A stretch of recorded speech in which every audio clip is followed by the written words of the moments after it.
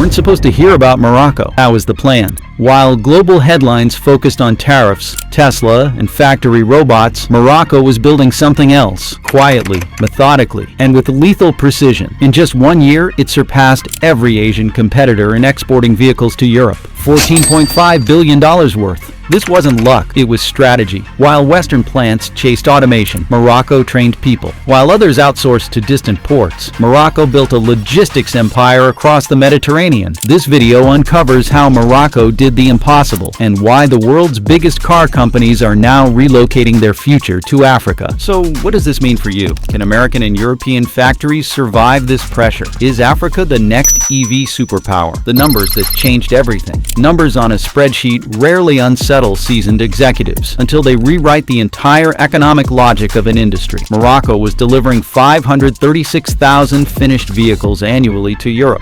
China still led with 782,000, but the delivery distance told a radically different story. 14 kilometers versus 14,000 kilometers. That difference was more than just geographic. It was economic transformation in motion. Chinese manufacturers bore the weight of transcontinental shipping, currency volatility, and delayed timelines.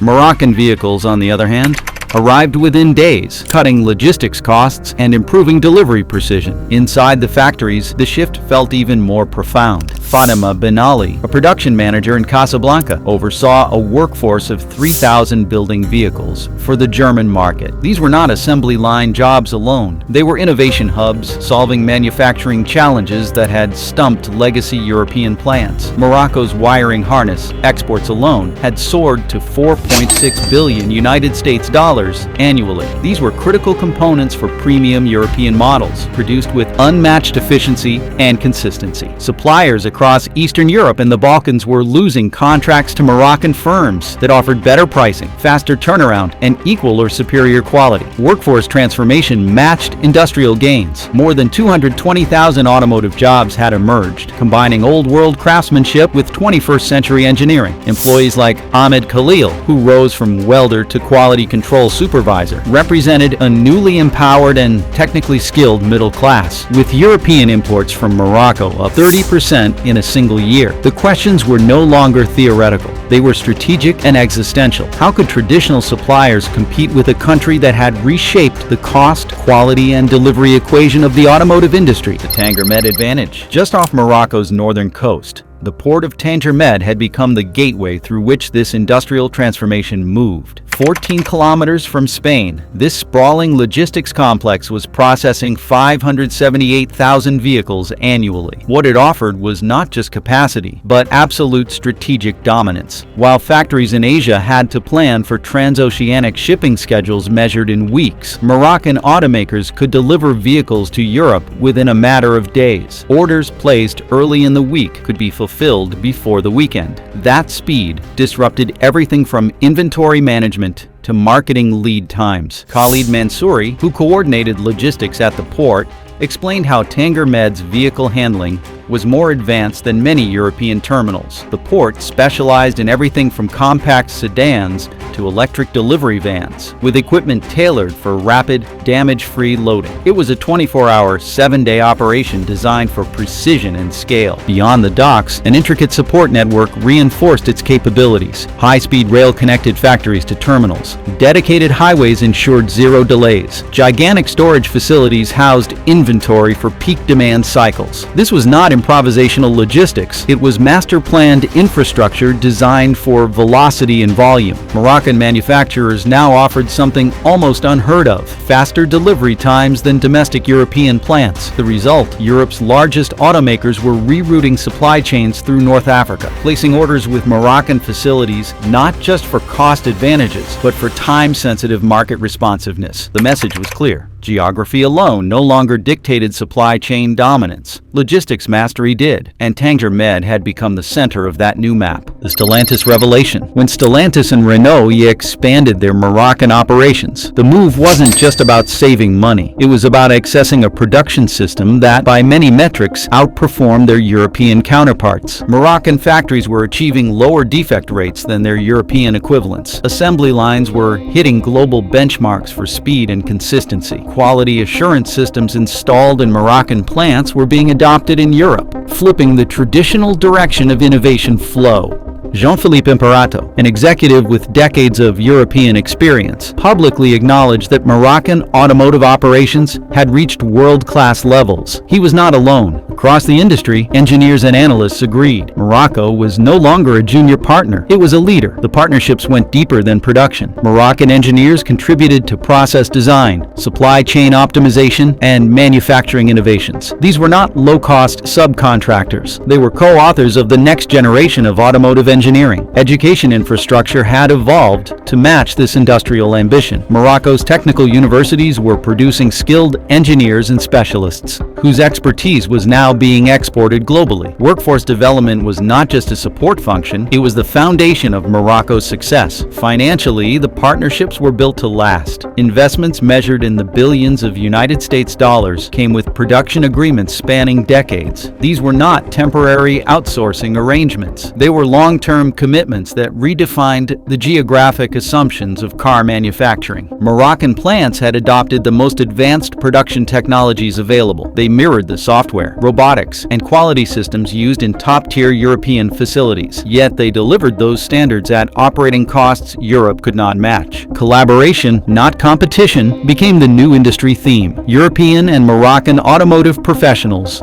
worked side by side on training, problem solving, and design. The future of automotive production was no longer confined by national borders. It was built on capability. Morocco had proven that with the right vision, workforce, and infrastructure, the global center of gravity in automotive manufacturing could shift, not just to a new region, but to a new model entirely. We combed through thousands of export records, manufacturing statistics, and government documents to map out exactly how Morocco became Europe's automotive powerhouse. You now understand a global economic shift that most business leaders are still trying to figure out. Subscribe to stay ahead of the trends that will determine your financial future. Beyond cheap labor, Morocco's manufacturing rise was not just about cheap labor. It was about reshaping what efficiency means in the 21st century. Instead of trading quality for cost, Morocco proved they could deliver both by redesigning the system itself. Global automotive leaders watched with disbelief as Morocco combined low production costs with defect rates that rivaled Europe's finest. The transformation was deliberate. Rather than luring foreign automakers with tax breaks alone, Morocco built training institutes, upgraded infrastructure, and launched certification programs tailored for the automotive sector. The government ensured the workforce wasn't just affordable, it was world-class. Graduates entered the field already fluent in lean manufacturing, quality control, and advanced robotics. More than 230 automotive suppliers now operate in Morocco, forming a localized, agile network that drastically shortens delivery timelines. That ecosystem, paired with predictive maintenance tools and factory automation, allowed manufacturers to run operations with efficiency levels normally associated with premium German plants. What emerged was an entirely new benchmark. Moroccan factories began setting global standards, not chasing them. For legacy automakers struggling with inflexible cost structures, the message was clear. Morocco was no longer catching up. It was leading. The infrastructure triumph. Behind Morocco's rise stood a logistics network custom-built for manufacturing dominance. Railways connect factories directly to port terminals. Specialized trains and reinforced highways move vehicles with surgical efficiency. Ports like Tanganger Med are equipped with terminals that process thousands of cars per day, giving Morocco an edge few competitors can match. Mohamed Ben Chaboun, who led transport development, described the strategy as industrial coordination. Power grids support energy-intensive paint lines. Water systems meet strict environmental demands, and telecommunications connect all points of the supply chain in real time. Every detail was designed for scale, speed, and zero downtime. These zones are not generic business parks. They are purpose-built manufacturing clusters. Stamping, welding, and final assembly lines are located within minutes of one another, eliminating inefficiencies common in sprawling industrial setups. Massive yards store surplus inventory, helping manufacturers meet seasonal spikes without delays. Real-time systems synchronize shipping with production. The result is an environment where vehicles can move from assembly line to European dealer in days, not weeks. Morocco's infrastructure infrastructure did more than support manufacturing. It removed uncertainty. In a world where delays can cost millions, predictability became a priceless asset. That reliability is why global automakers are making Morocco central to their long-term strategy. The quality surprise. Global executives expected Morocco to compete on price. They did not expect it to lead on quality. Yet quality audits showed Moroccan-built vehicles outperforming many from Europe and Asia. That revelation rewrote industry assumptions overnight. Sarah Martinez, a quality engineer from Spain, visited Casablanca expecting to find acceptable shortcuts. Instead, she discovered an operation where precision wasn't an aspiration. It was the foundation. Moroccan plants used predictive software to eliminate defects before they happened. Quality was not inspected in, it was designed in. Workers were trained from day one in prevention-based quality. They knew how to catch patterns, isolate issues, and continuously refine their processes. Robots handled weld alignment with micrometer accuracy. Statistical process controls adjusted tolerances in real time. Suppliers weren't exempt. Their contracts included quality thresholds that often surpassed global standards. Moroccan firms not only met them, they raised them. Customer satisfaction data reflected this. Cars built in Morocco consistently scored high in reliability, finish, and durability. The industry was now sending engineers to Morocco, not to teach, but to learn. The narrative had flipped. Morocco was no longer an emerging player imitating others. It was redefining what top-tier automotive quality could look like, without the premium cost. The ripple effect begins. What happened in Morocco didn't stay in Morocco. Its success became a spark across Africa. Nations like Kenya, Nigeria, and South Africa began asking the same question. If Morocco could build a global automotive hub, why couldn't they? Kenya is laying the groundwork for its own electric vehicle cluster, borrowing heavily from Morocco's education to infrastructure model. Nigeria is pushing for West Africa's largest automotive supply base. South Africa, with its long-established industry, shifted from rivalry to partnership, linking with Moroccan firms to create a continent-wide manufacturing network.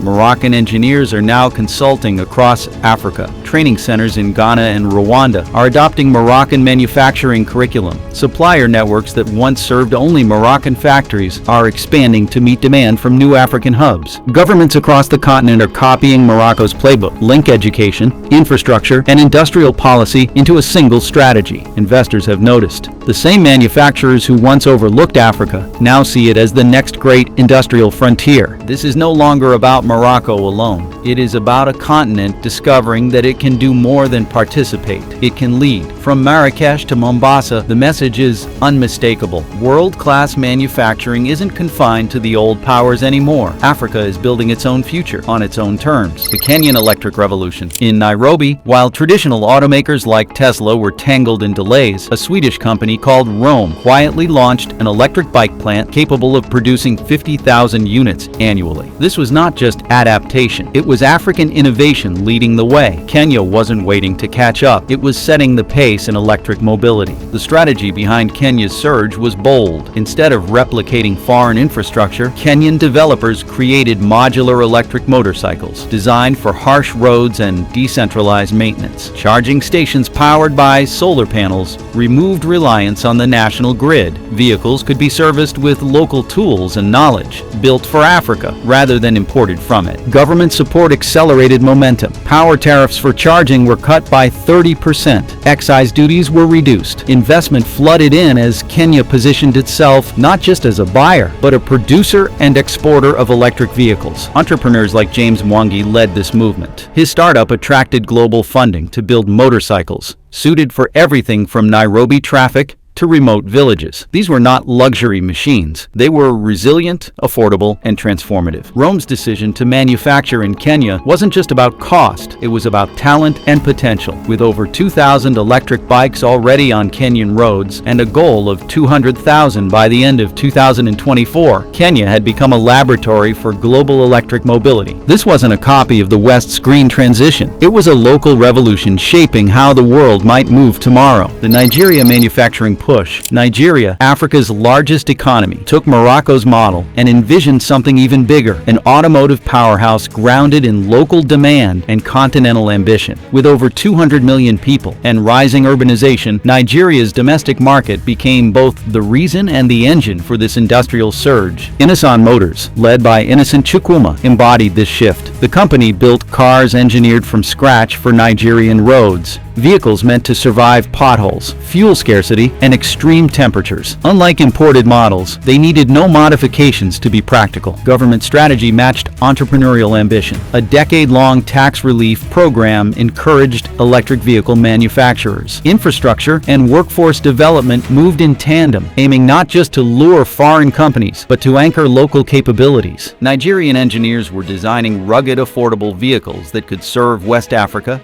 and beyond. Supply chains expanded. Local firms developed components once only available overseas, from steel frames to onboard electronics. The dream was not assembly, it was autonomy. Education played a crucial role. Technical institutes across the country began training students specifically for automotive engineering, ensuring talent pipelines matched industrial goals. Global partners contributed technology, but left control in Nigerian hands. Nigerian manufacturers weren't just looking inward, they were preparing to export, first to neighboring countries, then to emerging markets globally. Nigeria's rise was not a side note in Africa's automotive awakening. It was a rival center of gravity, ready to shape the industry continent-wide. The South African legacy. While Morocco surged ahead, South Africa brought something priceless to Africa's automotive future: experience. With over 60 years of manufacturing legacy, it offered a deep reservoir of institutional knowledge, proven infrastructure, and mature export networks. The Mthembu family's story reflected this tradition. 3 generations had worked in the same Toyota plant near Johannesburg. Grandfather Zolani started in 1985. His son managed logistics. His granddaughter was now studying automotive engineering.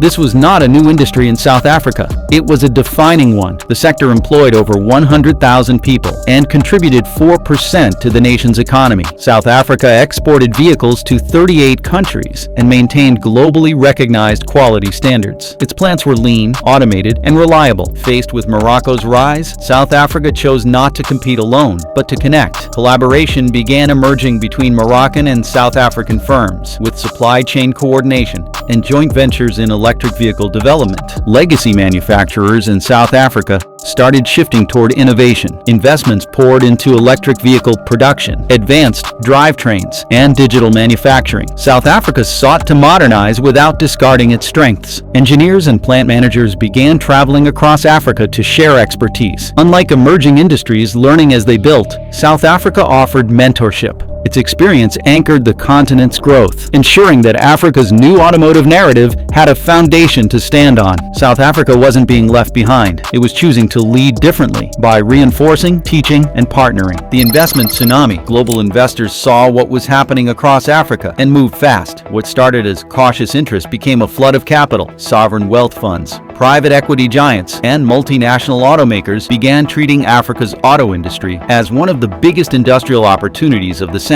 Norway's government pension fund, Singapore's GIC, and the United Arab Emirates' Mubadala all made strategic investments. These weren't handouts. They were deliberate, data-driven moves aimed at long-term returns in high-growth markets. Private equity followed. Dedicated funds launched for African component suppliers, final assembly lines, and electric mobility startups. The pitch was clear: fast growth, rising demand, and untapped markets. Multinational automakers did more than invest. They embedded. They opened factories, brought engineering talent, and formed joint ventures. These weren't outsourcing hubs. They were frontline centers of innovation and production. Development banks backed the movement with infrastructure mega projects. Ports were expanded, highways rebuilt, industrial zones electrified. Financing mechanisms followed: vehicle loans, insurance products, and logistics finance tailored for Africa's markets. Technology transfer accelerated. African plants gained access to advanced robotics, quality systems, and product design software.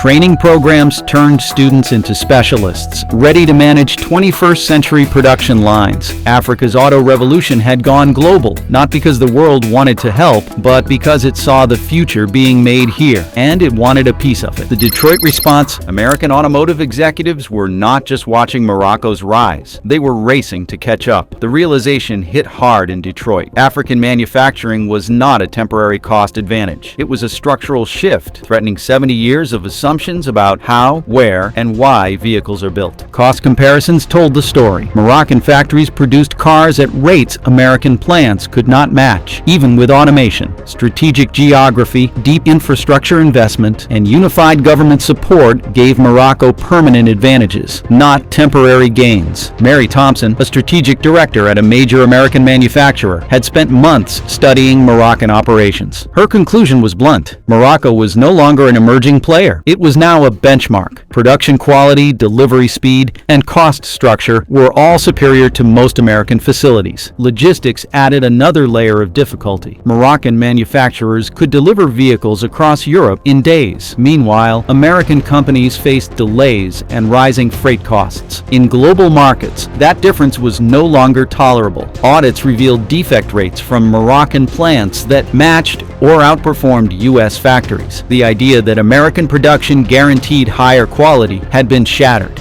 Workforce capability was another shock. Morocco's training centers produced technicians skilled in modern automotive technologies, quality assurance, and lean systems. Capabilities U.S. companies struggled to replicate without massive retraining. Strategic options were uncomfortable. Move operations to Africa, embrace automation at home, or risk watching markets vanish. No answer came without economic or political risk. With Europe already shifting production south, Detroit faced a narrowing window to respond. Inaction was not an option. If American automakers hoped to remain competitive, they had to think beyond the assembly line, and fast. The Chinese calculation. China's response to Africa's manufacturing ascent was not resistance. It was integration. Where Western firms saw competition, China saw alignment. Its strategy was built around collaboration, investment, and long-term access to growth. Chinese automakers began establishing African production facilities, not just to reduce costs, but to gain a foothold in a rapidly rising market. Companies like BYD and Geely funded joint ventures with African partners, sharing manufacturing systems, supplier networks, and electric vehicle platforms. Li Wei, a planning executive in Shanghai, summarized China's view. African industrial growth was not a threat.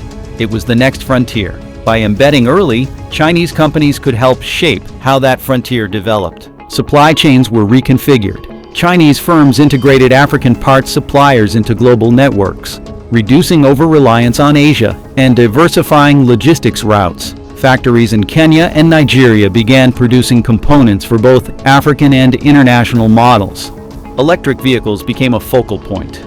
China brought modular EV technologies designed for local needs, affordable, rugged, and efficient. In return, Chinese firms gained insights into operating in unstructured or resource-constrained environments. Technology flowed both ways. African partners shared market intelligence and localized innovations.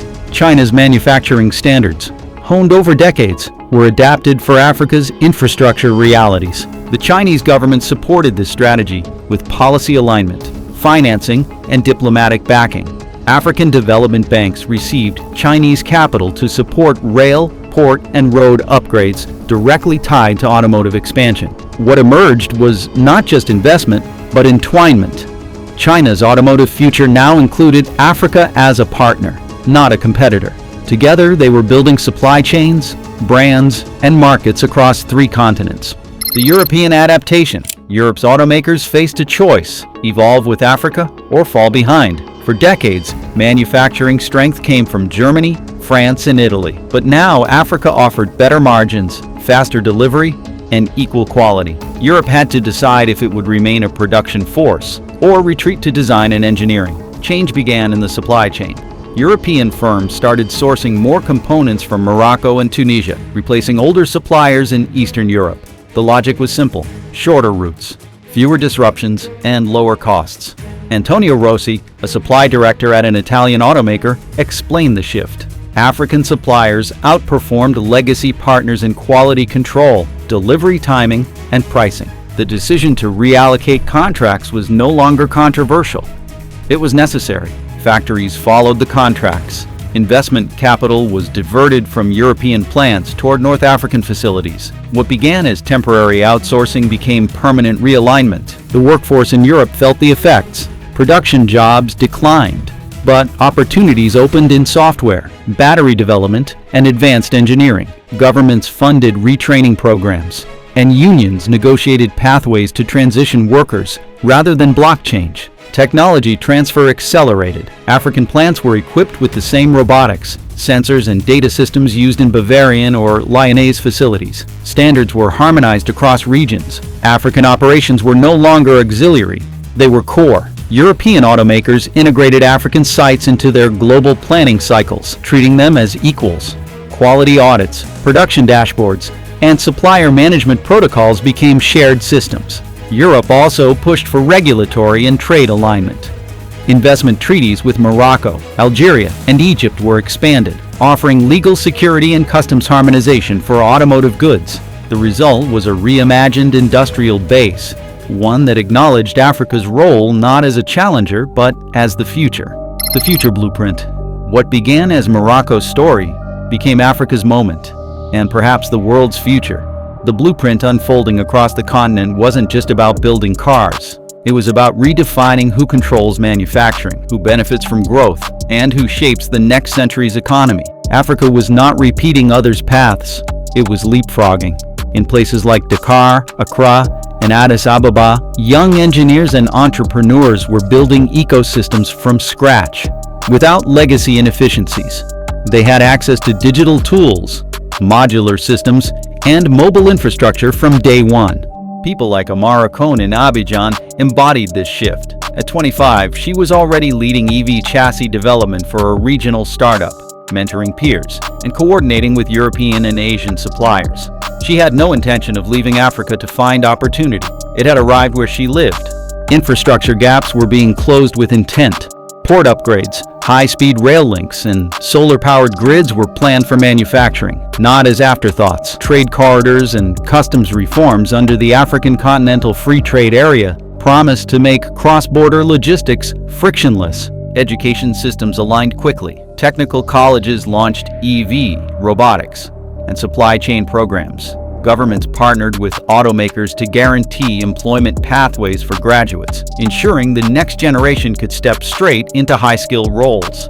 Financing tools matured in parallel. African banks created leasing models, supplier credit lines, and export financing to support both demand and production. Capital was no longer the bottleneck. It was flowing to those with execution capacity.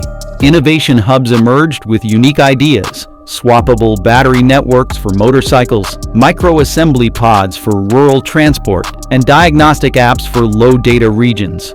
These weren't Western imports. They were homegrown, globally exportable solutions. This blueprint didn't belong to one country. It belonged to a continent. It wasn't driven by nostalgia or ideology, but by pragmatism and confidence. Africa wasn't asking for a seat at the table anymore. It was building its own. As the global economy watched, one thing became clear. The factory of the future wasn't in Detroit, Stuttgart, or Shanghai alone. It might just be in Casablanca, Nairobi, Lagos, and Cape Town too. But what do you think? Are Casablanca, Nairobi, Lagos, and Cape Town ready to reshape the global manufacturing map? Can Africa's quiet confidence outbuild the legacy giants of Detroit and Stuttgart? Or is the world still underestimating what's coming? Let us know in the comments. We'd love to hear your take. Thanks for watching.